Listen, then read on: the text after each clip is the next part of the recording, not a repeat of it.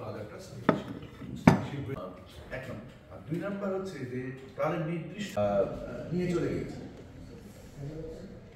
যে ফসলের ক্ষতিটা হয়েছে সামগ্রিক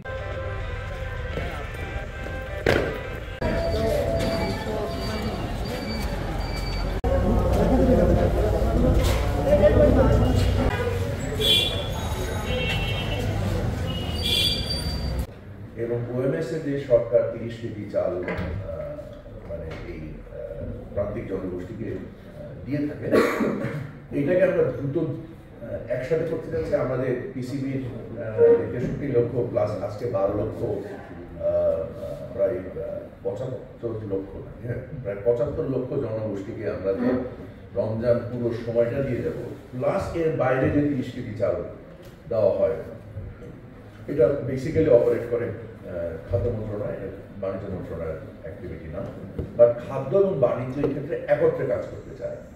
এবং এই সরবরাহ উন্নতি হলে আমরা আশা করি যে বাজারে চালের দামও একটু নেমে আসবে। সো আমরা এই জন্য একত্রে কাজ করতে যাচ্ছি। আমি